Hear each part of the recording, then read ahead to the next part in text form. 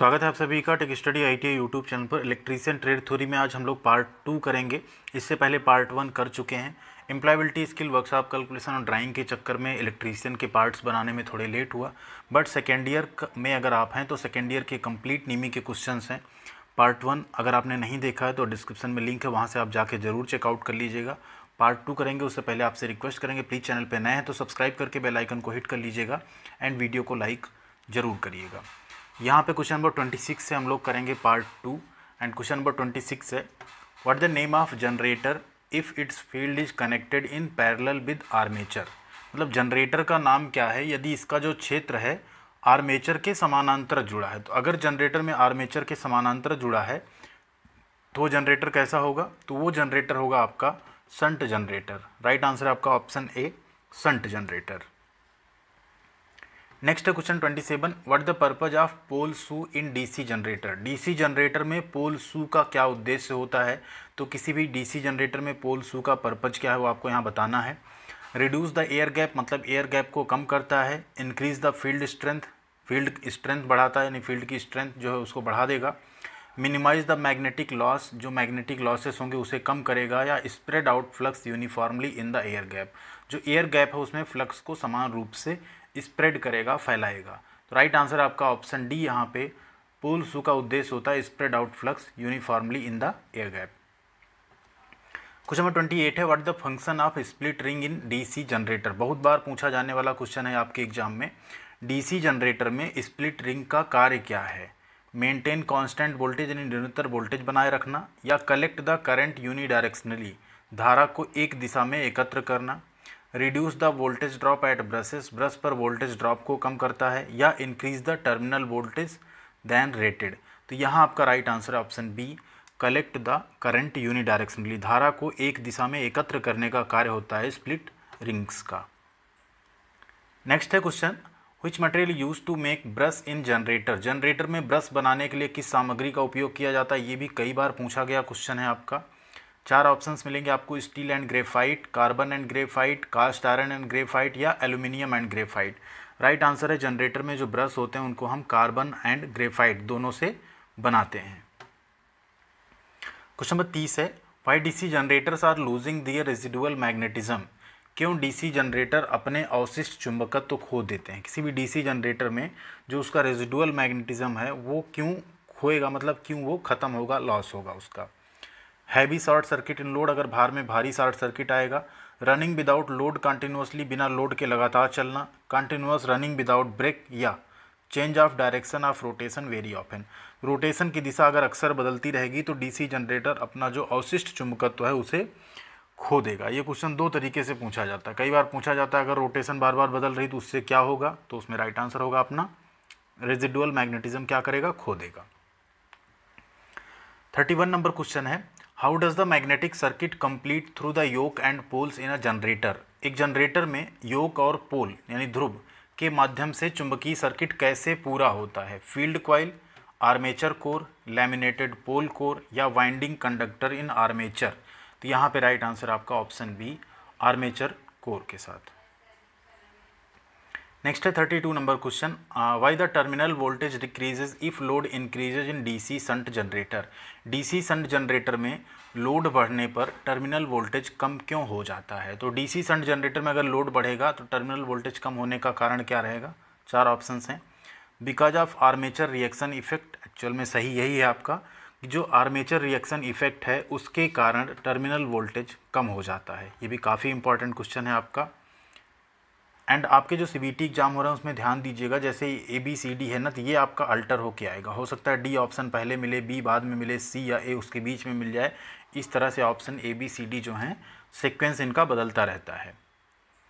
अगला क्वेश्चन है which type of DC generator use for long distance distribution lines. लंबी दूरी की वितरण लाइनों के लिए किस प्रकार के डीसी जनरेटर का उपयोग किया जाता है? शंट जनरेटर का, सीरीज जनरेटर का, डिफरेंशियल कंपाउंड जनरेटर का या कम्युलेटिव कंपाउंड जनरेटर का। तो ध्यान दीजिए यहाँ पे हम लोग यूज़ करते हैं कम्युलेटिव कंपाउंड जनरेटर का प्रयोग, ठीक है। डिफरेंशियल कंपाउंड जनरेटर जनरली जो आर्क वेल्डिंग आपकी होती है उसमें यूज किए जाते हैं। तो यहाँ पे क्या यूज कर रहे हैं लंबी दूरी की डिस्ट्रीब्यूशन लाइंस में? कम्युलेटिव कंपाउंड जनरेटर या संचयी यौगिक जनरेटर का। अगला क्वेश्चन है which method is use to improve the insulation resistance in DC generator. एक डीसी जनरेटर में इंसुलेशन प्रतिरोध को बेहतर बनाने के लिए किस विधि का उपयोग किया जाता है। Replacing the brushes frequently, brush को बार बार बदलना। Heating the machine bye running periodically, समय समय पर मशीन को गर्म करना। Cleaning the commutator segment regularly, नियमित रूप से कम्यूटेटर सेगमेंट की सफाई करना। या blowing hot air in the machine during maintenance, रख रखाव के दौरान, मेंटेनेंस के दौरान मशीन में गर्म हवा देना या हॉट एयर ब्लो करना। तो यही यहाँ पे आपका राइट आंसर है। इंसुलेशन प्रतिरोध को अगर आपको बेहतर बनाना है तो आपको हॉट एयर ब्लो करनी होगी जब आप मेंटेनेंस कर रहे हो मशीन का। अगला क्वेश्चन है 35, which type of DC generator works in absence of residual magnetism. अवशिष्ट चुंबकत्व के अभाव में किस प्रकार का डीसी जनरेटर काम करता है। यानी रेजिडुअल मैग्नेटिज्म अगर नहीं है तो कौन सा डीसी जनरेटर काम करेगा, तो उसके लिए आपको सेपरेटली एक्साइटेड जनरेटर लेना होगा। कौन सा? सेपरेटली एक्साइटेड जनरेटर, अलग से उत्तेजित जनरेटर। क्वेश्चन नंबर 36 है which type of DC generator used for arc welding. Arc welding के लिए किस प्रकार के डीसी जनरेटर का उपयोग किया जाता है। शंट जनरेटर का, सीरीज जनरेटर का, डिफरेंशियल कंपाउंड जनरेटर का, या कम्युलेटिव कंपाउंड जनरेटर। अभी हमने 3 क्वेश्चन पहले डिस्कस किया था। आर्क वेल्डिंग में हम लोग यूज करते हैं डिफरेंशियल कंपाउंड जनरेटर का। नेक्स्ट है question 37, what the property of wave winding in DC generator. DC generator में वेव वाइंडिंग की विशेषता क्या होती है। Low current low voltage, high current low voltage, low current high voltage, या high current high voltage. Right answer आपका option C, low current high voltage. जो wave winding होती है उसकी प्रॉपर्टी यही है कि low current and high voltage रहेगा। अगला क्वेश्चन काफ़ी इंपॉर्टेंट, कई बार पूछा गया क्वेश्चन है, what the purpose of resistance wire used in the commutator connection in DC generator. DC generator में कम्यूटेटर सेगमेंट में प्रयुक्त प्रतिरोध तार का उद्देश्य क्या है। ठीक है, तो इसका उद्देश्य यहाँ पे है option D, smooth reversal of current direction. यानी धारा की दिशा है उसे आसानी से रिवर्स करना इसका मेन कार्य रहेगा, मेन पर्पज रहेगा। अगला क्वेश्चन है why solid pole shoe are used in DC generator. बहुत इंपॉर्टेंट क्वेश्चन ये भी है आपका। डीसी जनरेटर में ठोस पोल शू यानी सॉलिड पोल शू का उपयोग क्यों किया जाता है। To reduce the copper loss, to increase the residual magnetism, to decrease the residual magnetism, या to reduce the reluctance of magnetic path. तो यही आपका right answer option D, to reduce the reluctance of magnetic path. यानी चुंबकीय पथ का जो reluctance है उसको कम करने के लिए हम solid pole shoe DC generator में यूज करते हैं। नेक्स्ट है क्वेश्चन 40 नंबर, which metal is use to make large capacity DC generator yoke. कई बार पूछा गया क्वेश्चन ये भी है, बड़ी क्षमता के डीसी जनरेटर योक बनाने के लिए किस धातु का उपयोग किया जाता है। तो योक को बनाने के लिए हम लोग यूज करते हैं रोल्ड स्टील। क्या यूज करते हैं? ऑप्शन डी, रोल्ड स्टील का। नेक्स्ट है question 41, what the function of split rings in a DC generator. अभी थोड़ी देर पहले हम लोग पढ़े थे, क्या फंक्शन रहता है इसका। तो इसका फंक्शन रहता है करंट को जो है यूनिडायरेक्शनली कलेक्ट करना, वहाँ पे था।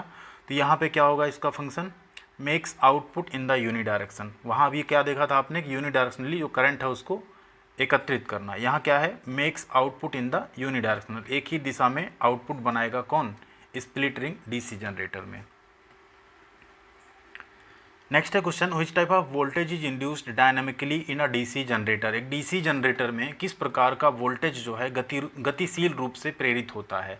तो डीसी जनरेटर में जो अल्टरनेटिंग वोल्टेज एसी वोल्टेज होता है वो गतिशील रूप से डायनामिकली इंड्यूस्ड होता है किसी भी डीसी जनरेटर में। राइट आंसर क्या हो जाएगा आपका ऑप्शन सी, अल्टरनेटिंग करंट या अल्टरनेटिंग वोल्टेज या एसी वोल्टेज। ठीक है, एसी नहीं अल्टरनेटिंग वोल्टेज ही बोलेंगे।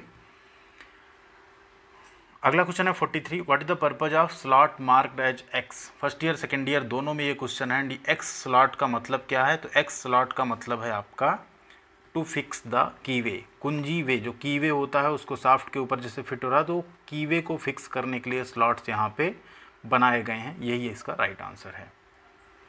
अगला क्वेश्चन है 44, what the purpose of field coil in DC generator. DC generator में फील्ड कॉइल का उद्देश्य क्या है। किसी भी डीसी जनरेटर में फील्ड कॉइल का क्या उद्देश्य होता है। To increase the flux in air gap, to decrease the magnetizing current, to magnetize the poles to produce coil flux यानी कुंडली फ्लक्स का निर्माण करने के लिए ध्रुवों को चुंबकित करना, या to increase the reluctance of magnetic path. Right answer आपका ऑप्शन सी यहाँ पे डीसी जनरेटर में फील्ड कॉइल का उद्देश्य होता है, पर्पज होता है मैग्नेटाइज करना किसको, पोल्स को, किस लिए, टू प्रोड्यूस कॉइल फ्लक्स का प्रोडक्शन एंड निर्माण करने के लिए। 45 नंबर क्वेश्चन है, which metal is use to make pole core of large DC generator machines. बड़ी डीसी जनरेटर मशीनों के पोल कोर बनाने के लिए किस धातु का हम उपयोग करते हैं, सॉफ्ट आयरन, कास्ट स्टील या stainless steel. Right answer option C cast steel. Next है question, why the pole core stamping are laminated in DC generator. क्यों पोल कोर जो है वो स्टाम्प डीसी जनरेटर में पटलित क्यों रखते हैं, ठीक है, लैमिनेटेड क्यों रखते हैं। तो ये तो बहुत ही बेसिक सा क्वेश्चन है, क्यों रखते हैं, reduce the eddy current loss, जो भंवर धारा हानि है उसको कम करने के लिए हमेशा जो कोर होती है उसको हम क्या रखते हैं, लैमिनेटेड रखते हैं, पटलित रखते हैं। 47 नंबर क्वेश्चन है, which type of DC generator is used for electroplating process. बहुत ही इंपॉर्टेंट क्वेश्चन ये भी है, इलेक्ट्रोप्लेटिंग प्रक्रिया के लिए किस प्रकार के डीसी जनरेटर का उपयोग किया जाता है, shunt generator, series generator, differential compound generator या cumulative compound generator. Right answer आपका shunt generator. Cumulative compound generator लंबी दूरी में, ठीक है, power distribution, differential compound generator आपका आर्क वेल्डिंग्स में, एंड शंट जनरेटर आपका किस में, इलेक्ट्रोप्लेटिंग की प्रक्रिया में। अगला क्वेश्चन है 48 आपका, what the purpose of compensating winding in DC generator. Very important question, आप टिक कर सकते हैं इसको। डीसी जनरेटर में कंपनसेटिंग वाइंडिंग का उद्देश्य क्या है, मिनिमाइज रफ कम्यूटेशन यानी कठोर कम्यूटेशन कम करता है, मेंटेन कांस्टेंट आउटपुट वोल्टेज बनाए रखना, न्यूट्रलाइज द डीमैग्नेटाइजिंग इफेक्ट विचुंबकीकरण प्रभाव को बेअसर करना, या decrease the excitation current of field coil की उत्तेजन धारा को घटाना। तो डीसी जनरेटर में कंपनसेटिंग वाइंडिंग का पर्पज क्या है, वो है न्यूट्रलाइज द डीमैग्नेटाइजिंग इफेक्ट, जो विचुंबकीकरण प्रभाव है उसको बेअसर करना। अगला क्वेश्चन है, what the effect of the shunt field resistance is above critical resistance value in a DC generator. बहुत इंपॉर्टेंट क्वेश्चन, पार्ट 1 में एक क्वेश्चन था, थोड़ा सा अलग तरीके से पूछा गया था। यदि शंट फील्ड प्रतिरोध क्रांतिक प्रतिरोध मान से ऊपर है तो क्या प्रभाव पड़ेगा डीसी जनरेटर पे, वो बिल्डअप नहीं होगा। क्या नहीं बिल्डअप होगा, वोल्टेज। जनरेटर फेल हो जाएगा, बिल्डअप वोल्टेज यानी वोल्टेज बनाने में विफल हो जाएगा। पार्ट 1 में क्वेश्चन क्या था कि अगर बिल्डअप नहीं हो रहा है वोल्टेज तो क्या रीजन हो सकता है, तो उसमें आपको ऑप्शन में ये मिला था, क्रिटिकल रेजिस्टेंस वैल्यू जो है वो field resistance value critical resistance value से क्या है, ऊपर है। क्वेश्चन नंबर 50 है, what the effect of armature reaction in DC generator. DC generator में आर्मेचर रिएक्शन का प्रभाव क्या है, open voltage increases, output voltage decreases, output voltage pulsating, या output voltage will become zero. ठीक है, तो यहाँ क्या होगा, अगर डीसी जनरेटर में आर्मेचर रिएक्शन है, ठीक है, इफेक्ट है, तो उससे क्या होगा, उससे होगा आपका जो आउटपुट वोल्टेज है वो डिक्रीज हो जाएगा। इसके बाद आता है बोनस क्वेश्चन, शायद हम शुरू में बताना भूल गए थे, अगर आप यहाँ तक वीडियो देख रहे हैं तो ये बोनस क्वेश्चन आप ही के एम्प्लॉयबिलिटी स्किल सब्जेक्ट से है, सेकेंड ईयर के। इसका आंसर आप लोग कमेंट सेक्शन में ज़रूर दीजिएगा। A quick summary of your self is called an angry tone, easy speech, elevator pitch या इमोशनल टॉक। अपने बारे में एक क्विक समरी, ठीक है, संक्षिप्त परिचय देना क्या कहलाता है इसमें से, ठीक है।